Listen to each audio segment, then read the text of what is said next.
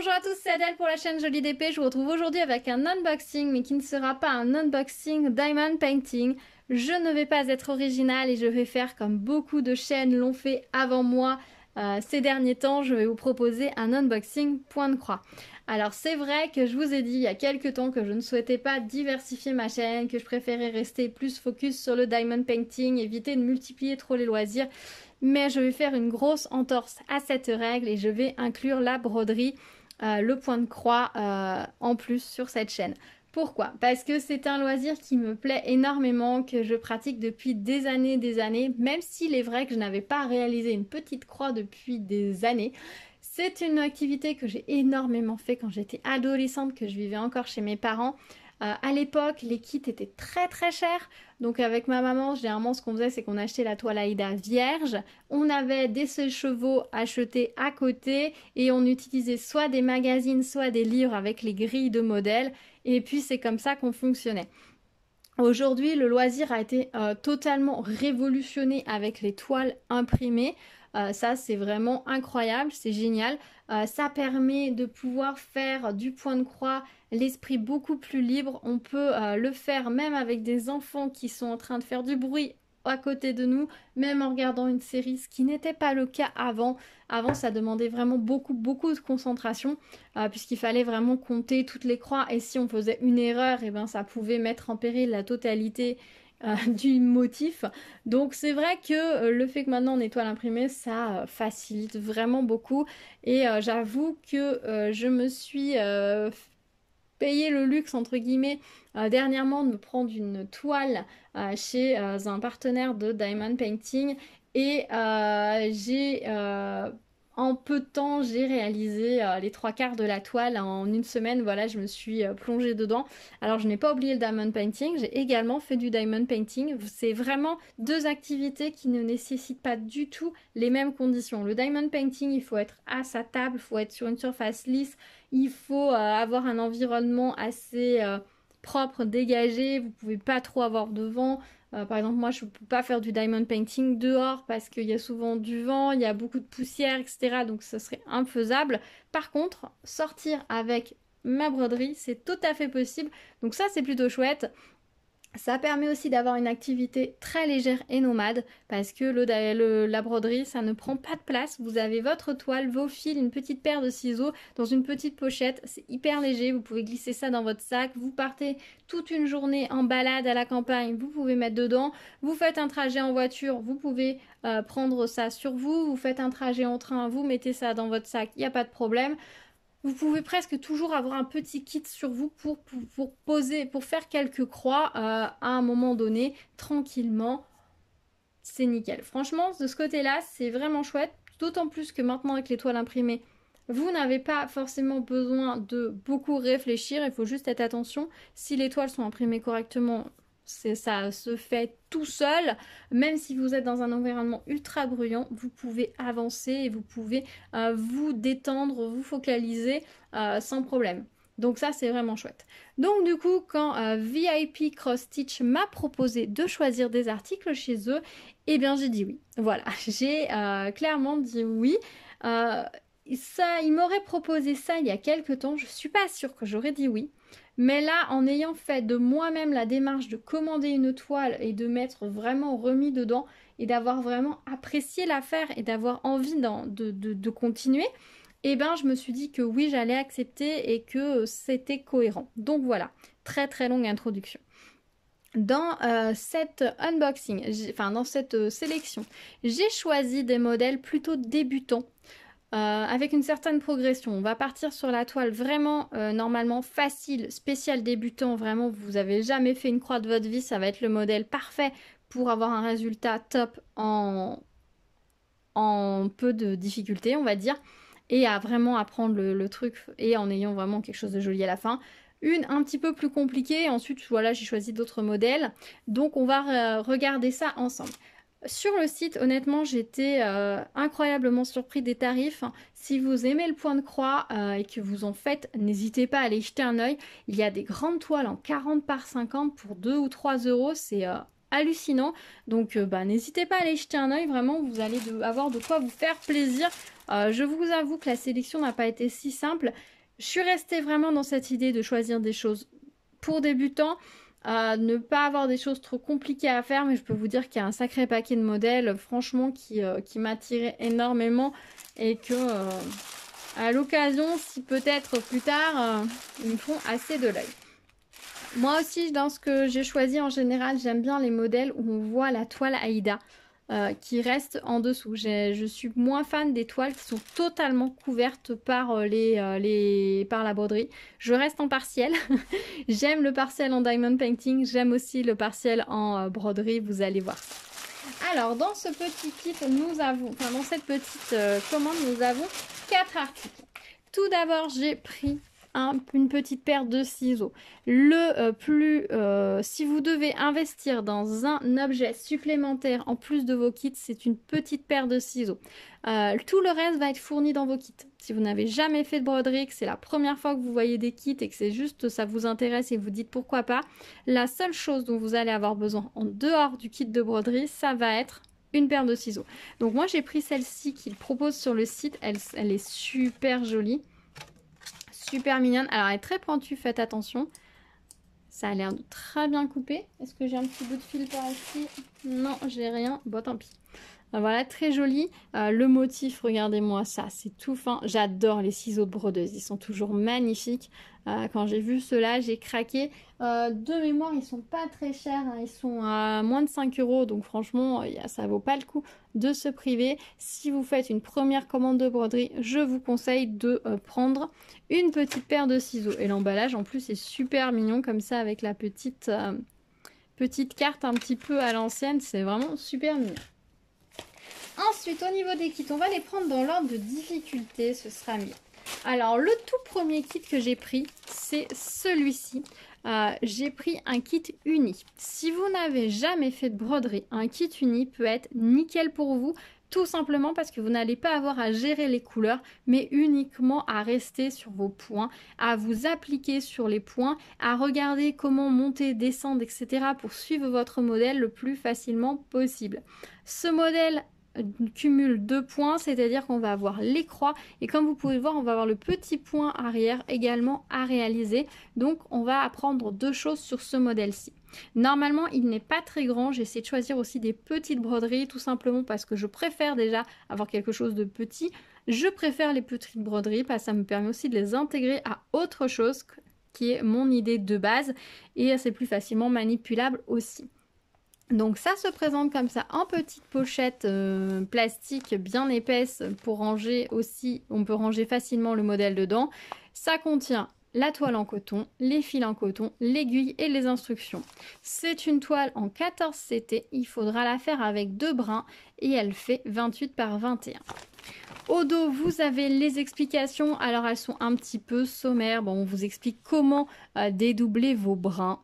Voilà, pour prendre le nombre de brins qu'il va vous falloir. On vous dit que le 11 CT c'est 3 brins et que le 14 CT c'est 2 brins. Normalement ce sera re-indiqué à l'intérieur. On vous explique qu'il faut lire les symboles, choisir le symbole dans la grille pour savoir quelle couleur c'est, reprendre la couleur sur la petite cartonnette. Sur le patin, ça c'est pour les toiles qui sont imprimées, comme moi j'ai pris. Si vous n'avez pas de toile imprimée, mais que vous avez que la grille qui est fournie également avec, vous êtes sur une toile en point compté.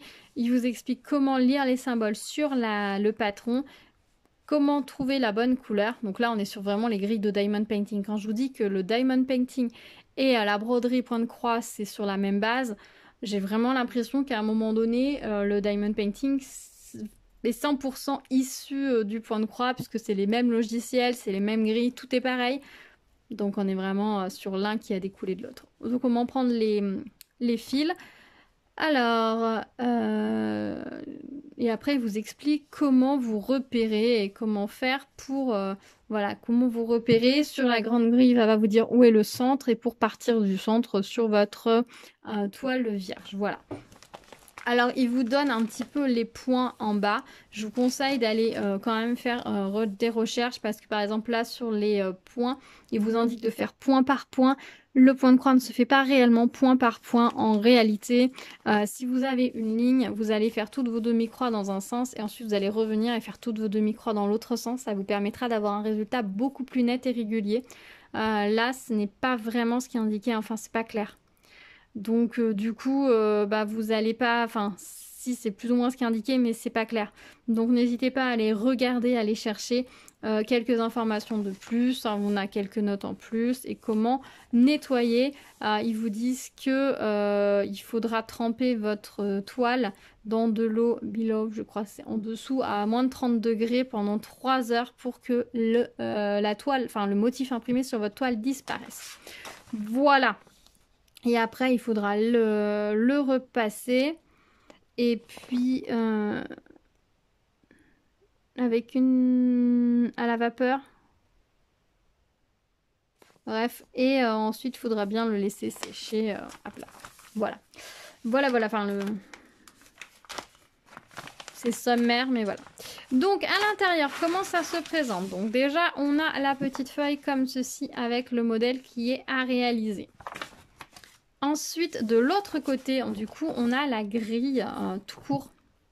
Donc ça, ce serait la grille que vous utiliseriez en point compté. Sur la grille en point compté, vous avez, je ne sais pas si vous allez voir, mais ici, vous avez une ligne qui est rouge et qui est croisée par une autre ligne rouge. Donc ici serait serait le centre de votre toile, ce qui indique de l'autre côté. Donc vous utiliseriez cette croix ici, ce point-là, pour vous centrer sur votre toile. Voilà, si vous aviez une grille, vous aviez une toile vierge. Ces modèles-là, vous pouvez les garder pour pouvoir peut-être possiblement plus tard refaire ces modèles-là. Au dos, en fait, j'avais pas vu, c'était pas imprimé au dos. Vous avez donc à nouveau le modèle. Ça vous indique que le symbole 1, c'est tel numéro de DMC et que le symbole 2, donc ce symbole bleu là, c'est la même DMC. Et vous voyez, le symbole bleu, c'est ce qui va vous permettre de faire toutes les petites lignes, tout le tour pour finir. Donc, il va être du point arrière. Voilà, donc ça, c'est la première chose. Ensuite, vous avez forcément votre cartonnette avec une seule couleur, puisque la totalité de la toile est de cette couleur qui est juste magnifique et que la caméra ne lui rend absolument pas justice. C'est bien indiqué ici que c'est une 14 CT et donc il vous faut 2 fils. Et vous avez un petit sachet avec 2 aiguilles à bout. Moi, je les appelle mi-ronds parce qu'elles piquent, mais pas totalement non plus. Et elles sont pas rondes non plus. Mais ça rentre bien dans les doigts, faites attention. Donc, on a le petit sachet avec les 2 aiguilles. Et ici, nous avons notre toile. Donc, la taille qui était indiquée à la base, c'est la taille extérieure de la toile. Comme vous pouvez le constater. Alors, on va avoir, vous voyez, des motifs, des grandes lignes. Par exemple, quand vous allez faire cette ligne-là, vous allez avancer sur votre ligne et revenir. Et ainsi de suite. Vous allez pouvoir sauter les points par en dessous. Là, on a le petit 1. C'est simplement que c'est la couleur 1 dans toute cette zone unie. Voilà, c'est pour vous dire, par exemple, si vous aviez juste pris votre toile sans... S'il y avait d'autres couleurs, par exemple, le tronc, il serait en 1. Vous savez que vous pouvez directement prendre la couleur 1 pour faire toute cette zone unie avant d'aller chercher quelles seraient les autres couleurs. Voilà pour cette toile, donc vous voyez c'est parfait pour un débutant. Alors par contre il va falloir pour toutes les petites lignes que l'on a vues sur le modèle ici, les petites lignes qui vont faire la finition, vous pouvez ne pas les faire. Mais si vous voulez pour faire ces petites lignes, là par contre elles ne sont pas imprimées sur la toile comme vous pouvez le constater. Il faudra vous servir du petit patron pour pouvoir vous aider à les faire. Voilà. Vous pouvez choisir de ne pas les faire, mais pour les faire, il faudra vous servir du petit patron. Après, ça m'a l'air assez logique, hein, ça va à chaque fois être au milieu, donc vous allez voir, c'est assez logique à faire. Donc voilà pour cette petite toile, ça c'est une toile friendly débutant parfaite. Donc voilà, c'est pour ça que je l'ai prise. Je me suis dit que ça serait déjà très très relaxant à faire. J'aime bien le motif, ce rouge là comme ça fait un style un peu chalet pour Noël, ça peut être hyper sympa. Et puis voilà, ce côté, je ne me prends pas la tête, c'est une seule et même couleur de fil du début à la fin, c'est parfait. Si vous voulez gagner du temps et que même si vous n'êtes pas débutant mais que vous avez d'autres aiguilles, quand vous dédoublez votre fil, vous pouvez directement dédoubler vos trois 3 fois 2 brins et les enfiler chacun sur une aiguille et enchaîner les aiguilles directement si vous voulez pas manipuler vos fils à chaque fois. Voilà, donc la présentation de ce kit a été assez longue, on va aller plus rapidement sur les suivants évidemment puisqu'ils se présentent tous de la même façon. Donc ensuite, j'ai pris ce kit-là, qui va être juste après en termes de difficulté, selon moi. Tout simplement parce qu'il a beaucoup de zones unies. C'est une toile, donc pareil, il contient tout, à nouveau, hein, la toile, les fils, l'aiguille et les instructions. C'est à nouveau une 14 CT en 2 brins et elle fera 18 par 22. Pour moi, cette toile est aussi débutante parce qu'on a beaucoup de fonds unis. Sur cette toile, je vais vous conseiller de faire d'abord tout le fond uni, toute la neige derrière et le sol et ensuite d'attaquer votre modèle au milieu avec les changements de couleur qui s'imposent en allant de la couleur la plus présente à la moins présente. Ça vous permettra de facilement pouvoir coincer vos fils sur les zones déjà faites et ça vous permettra de beaucoup plus facilement avoir les pourtours du motif. Toujours les mêmes instructions au dos, on ne revient pas dessus. La façon dont sont présentés ces kits, c'est vraiment tip top. Vraiment tip top, tip top. Alors, à l'intérieur, nous avions donc la feuille que je vous ai montré qui était sur le dessus. Ensuite, nous avons la grille. Donc ça va être la grille qui va vous permettre de vérifier si vous avez des doutes ou de réaliser le modèle indépendamment en point compté si vous voulez le refaire à nouveau avec la croix qui va vous permettre de centrer. Donc ça, concrètement, ça n'est pas ultra utile. On n'a pas de point arrière à faire sur ce modèle-là, donc vous pourrez presque le ranger de côté sans problème. Et voilà la petite toile.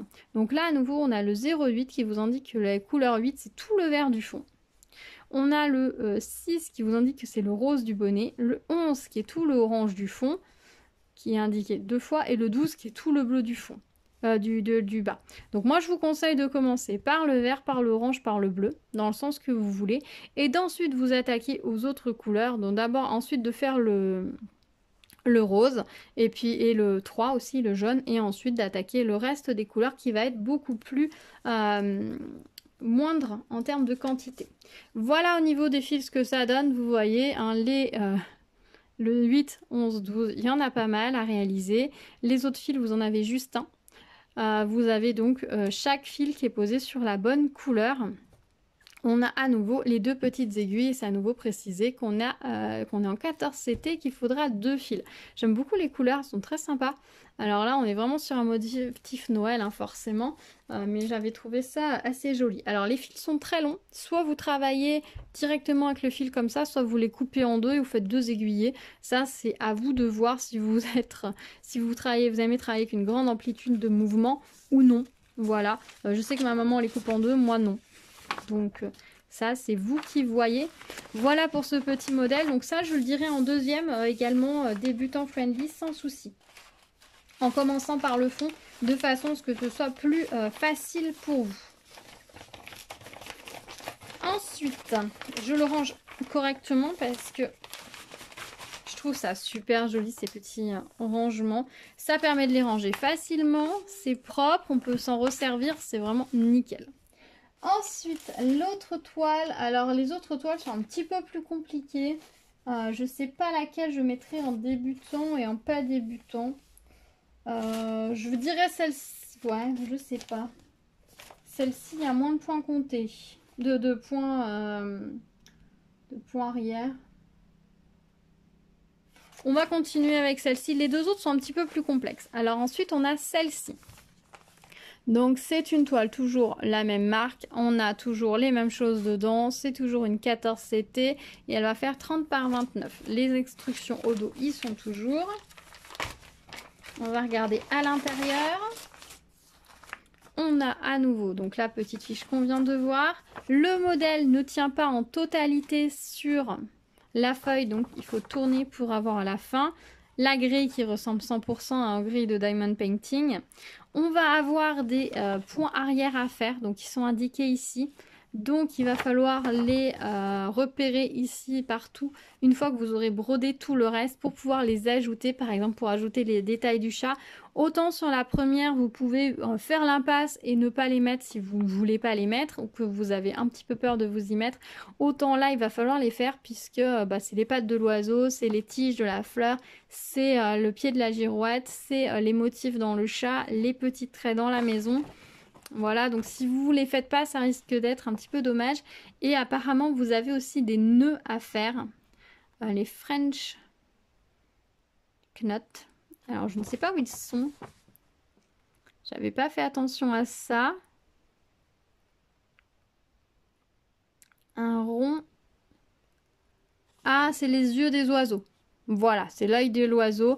Donc là, vous pourra faire un petit point de nœud. Si vous savez vraiment pas le faire, vous allez trouver des tutos sur internet ou peut-être vous en passer. Là, après, vous voyez. Hein, moi, j'avoue que je ne sais pas les faire. Donc, j'ai la théorie, mais je n'ai pas la pratique. Donc, il va falloir que je regarde ça. On a ici la toile.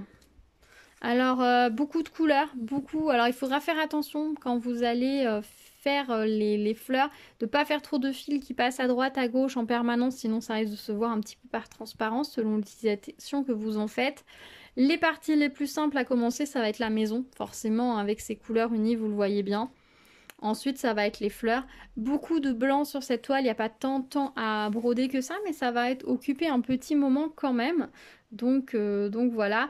Les petites tiges, etc. sont quand même imprimées. Vous voyez, les petites tiges. Je ne sais pas si vous allez voir, les petites tiges en plus vont être imprimées. Les pattes sont imprimées. Par contre, les détails dans la maison ne sont pas imprimés. Le point de nœud est imprimé quand même. Mais bon, je pense qu'il va vite disparaître. Et dans le chat, ce n'est pas imprimé. Donc, il y a des détails qu'il va falloir aller rechercher. Par contre, le fait que ce soit imprimé pour les tiges, ça, c'est plutôt cool. Ça va vous aider assez facilement à faire les petites finitions. Au niveau des couleurs, elles sont magnifiques. Regardez-moi ces couleurs. On a, alors c'est pas la même présentation de la cartonnette, parce que là, en plus, vous avez les DMC sur celle-ci. Donc, on a les numéros des couleurs qui ont à chaque fois la couleur imprimée, donc ça c'est pas mal parce que c'est vrai que ça vous permet, si vous avez sorti le fil et que vous ne l'avez pas remis directement, je vous conseille, vous sortez un fil, vous le raccrochez directement. Pardon, vous avez dédoublé votre fil et vous en avez pris 2 brins pour faire votre broderie, les 4 autres vous les remettez tout de suite sur la cartonnette, sinon vous allez les égarer. Autant sur cette couleur là, sur cette toile là, vous n'avez pas trop de couleurs trop proches, donc vous allez pouvoir remettre facilement vos fils à la bonne place, mais sur certaines broderies, les couleurs sont tellement proches que si vous les remettez pas, quoique celle-ci et celle-ci, si vous ne remettez pas les fils, vous allez peut-être avoir des doutes après. Donc vous avez les DMC en plus, les aiguilles, donc là ce sont des aiguilles, elles ont un plus grand chat, mais ce sont les mêmes. C'est du 14CT qui est rappelé et 2, ça doit être pour 2 brins. Voilà, je trouve très très jolie. Alors la toile est pas très très grande, elle fait 31 par 31 je crois. C'est la même taille que mes fleurs que je suis en train de faire. Mais ça va être pas mal. Donc là vous voyez on a un petit peu plus, 29 par 30. 30 par 29. Et ce que j'aime bien aussi, ce que je vous ai pas dit, mais c'est que je sais pas si vous allez voir, mais les tours d'étoiles sont surfilés, sont surjetés. Ce qui fait que votre toile ne va pas partir en morceaux, ne va pas s'effilocher, et quand vous allez travailler, vous allez moins vous griffer sur le tour de la toile, et si vous voulez l'intégrer dans un cadre par exemple, ou dans quelque chose en couture, avec une bordure cousue, vous n'aurez pas de risque que ça se découse par la suite ou que ça s'effiloche. Donc ça c'est vraiment très très bien, c'est un gage de bonne qualité, on va dire, des toiles. Voilà pour celle-ci. Et ensuite, on va regarder la dernière, qui, elle, n'est pas en 14 CT. Alors, pour ceux qui, voilà, il y a plusieurs CT. C'est vrai qu'au départ, on se dit, mais qu'est-ce que c'est 14 CT, 12 CT, 11 CT? Non, pas 12 CT, 14, 11 et 9. 9, c'est, on utilise la totalité des fils. Je vous avoue que j'en ai pas trouvé sur les sites. J'ai trouvé l'information, mais j'ai pas trouvé sur les sites. 14 CT, c'est forcément 2 brins. Et 11 CT, c'est 3 brins. Apparemment, de temps en temps, ça peut être 4 brins, mais c'est principalement 3 brins. Donc ensuite, j'ai pris cette petite broderie-là, qui, elle, est en 11 CT. Donc, vous voyez, c'est indiqué 3 brins. Elle fait 32 par 25. Je vous ai dit que j'étais sur de la petite toile. Elle contient toujours les mêmes choses à l'intérieur, on est toujours sur la même marque. Et ça va être un petit chien cavalier King Charles. Je ne sais pas si vous le savez, mais j'ai un cavalier King Charles. Il ressemble pas tout à fait à ça, mais du coup, je l'ai trouvé mignon. Et je me suis dit, pourquoi pas. Alors, au niveau du kit à l'intérieur, donc voilà ce que nous avons. La petite fiche qu'on a vue déjà. Alors, autant certaines sont imprimées sur papier glacé, autant d'autres sur son papier normal. Donc là, vous n'aurez pas le fond à faire, hein, comme vous pouvez le constater ici. On voit bien qu'on n'a que les croix ici et là. Tout le reste a été effacé en blanc, c'est-à-dire que ce n'est pas à broder. Vous n'avez pas à en tenir compte, vous n'avez que le bas à faire. Donc on a ici la grille de base. Voilà, alors j'hésitais avec l'autre, tout simplement parce que comme vous pouvez le constater, il va y avoir plein de petits détails à rajouter en point arrière qui ne sont pas intégrés sur... je pense pas qu'ils sont intégrés sur la toile. Ah si, ça a l'air. Ouais, mais on va rien voir une fois que ça va être imprimé, enfin que ça va être brodé. Vous allez rien voir du tout quand ça va être brodé. Mais bon, ils y sont quand même. Mais bon, voilà, on a beaucoup de petits points arrière. Du coup, ça complexifie un petit peu la donne. Après, si vous trouvez qu'une fois brodé, vous n'en avez pas besoin, ne les mettez pas. Mais je pense que ça apporte un petit plus. Donc, il faudra revenir dessus. On a ici les fils, donc des couleurs très été au soleil, je dirais. Avec des jaunes, des verts clairs. Voilà, on a 21 couleurs, on a ici les aiguilles qui sont vraiment un bourron cette fois. Et voilà, c'est 11 CT, 3 brins. Donc logiquement, il y a plus de fils puisque il y a 3 brins. La différence, évidemment, ça donne une toile plus avec des cases plus larges. Hein. Si je vous ressors une toile, vous allez voir la différence entre les deux toiles Aïda. Vous voyez la différence du 14 et du 11. Si vous faites avec des enfants ou vous débutez, le 11 CT, ça peut être pas mal. L'inconvénient, c'est que je n'ai pas trouvé de toile en 11 CT avec un motif vraiment spécial débutant. Voilà, c'est pour ça que du coup, je suis partie sur l'autre. Après, si vous voulez commencer des toiles plus complexes, le 11 CT, c'est peut-être pas mal. Ça va vous permettre d'avoir un petit peu plus de... Enfin, les points seront plus grands. Après, à vous de voir. Voilà ce que ça donne au niveau de l'impression de la toile. Les couleurs sont toujours un peu... original, dirons-nous. Mais vous voyez bien les zones de couleur, toute cette zone là, le 21, ça va être du blanc. Voilà. Alors forcément, quand vous allez broder le blanc, vous allez deviner le vert à derrière. Ne vous inquiétez pas, ça s'effacera. Vous avez, je vous disais, on voit les petits traits qui ont été imprimés en plus. Mais comme il faut les faire à la fin, une fois que ce sera brodé, vous ne les verrez plus. Par contre, ceux qui dépassent vous permettent d'avoir des petits repères pour les autres. Après, je pense que même si vous faites une erreur sur les broderies de pourtour, la fleur, vous allez difficilement pouvoir vous tromper. Après, si vous faites un poil du chien dans un sens qui n'est pas celui prévu, ça ne changera pas grand-chose à la broderie. Ce sera très joli quand même, ne vous inquiétez pas. Et pour faire les petites broderies supplémentaires, ils vous disent quelle couleur utiliser. Donc pour faire les petits points arrière, il faudra vous... revenir par rapport à cette feuille-là, qui a l'avantage, elle, d'être dans les vraies couleurs. Donc, une fois que tout sera brodé, ce sera beaucoup plus simple d'utiliser la feuille pour revenir faire les points arrière. Voilà. Par contre, ceux, par exemple, pour faire le tour ici des gouttes, sont déjà imprimés sur la toile et pourront vous aider. Voilà pour ce petit cavalier King Charles et pour cette petite commande.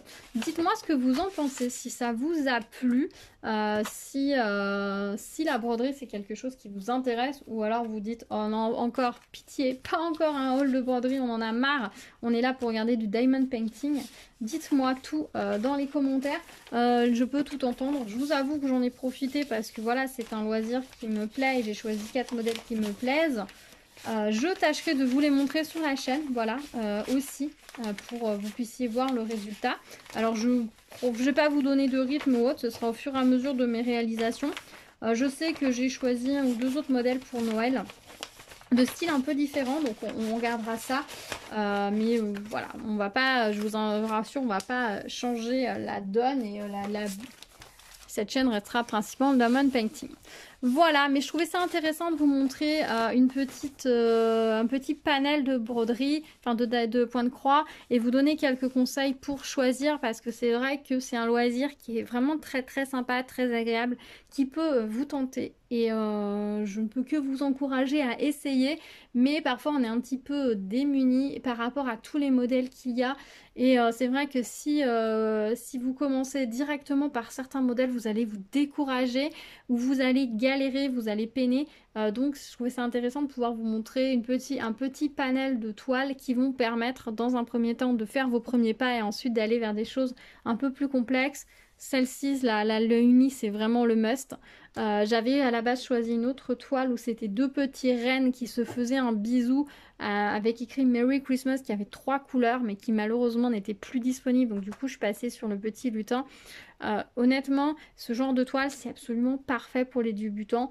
Et puis ensuite, vous rajoutez des couleurs. Et puis, une fois que vous aurez bien maîtrisé le point, une fois qu'on a maîtrisé le point, qu'on a compris comment se déplacer sur la toile et comment commencer et arrêter son fil, vous allez être beaucoup plus à l'aise et vous allez pouvoir passer sur des choses plus complexes. Celle-ci va être très très reposante, vous n'avez pas besoin de réfléchir aux couleurs, aux changements de fil, etc. Celle-ci, par exemple, va commencer à être plus compliquée parce que vous allez avoir beaucoup plus de petits confettis et vous allez devoir changer un peu plus. Le chien a pas mal de couleurs, mais on a aussi des grandes zones qui vont être reposantes. Donc voilà. Voilà. Et puis bien sûr le petit ciseau qui est vraiment le petit accessoire vraiment sympa en broderie que je vous conseille. C'est vraiment si vous devez acheter un accessoire en plus, c'est celui-ci. Le reste est totalement compris dans les kits, vous n'avez besoin de rien de plus. Voilà, bah écoutez, je pense que je vous ai tout dit. On se retrouve dans les commentaires pour discuter de tout ça. Dites-moi ce que vous en avez pensé, si certains de ces kits vous plaisent, si vous connaissiez cette boutique, si vous avez déjà jeté un œil dessus, ou si peut-être vous allez vous laisser tenter. Dites-moi tout. Dites-moi si voilà, si la broderie c'est quelque chose qui vous intéresse ou pas du tout, si ça vous fait peur, si vous avez envie de vous lancer ou si au contraire ça fait des années que vous en faites et que vous maîtrisez parfaitement le sujet. Bah, n'hésitez pas à me dire tout ça. On se retrouve très vite sur la chaîne. J'essaierai de vous montrer au fur et à mesure mes avancées en broderie évidemment, mais principalement en diamond painting. Donc restez à l'écoute, n'hésitez pas à vous abonner, activer la cloche pour être au courant des prochaines vidéos si ce n'est pas déjà fait. Merci à tous ceux qui me mettent des petits pouces bleus vers le haut, ça me fait toujours plaisir. Je vous dis à très vite, prenez soin de vous, à bientôt. Tchou tchou. Et bien évidemment, je vous mets tous les liens des articles dans la barre de description si vous souhaitez les retrouver. À bientôt.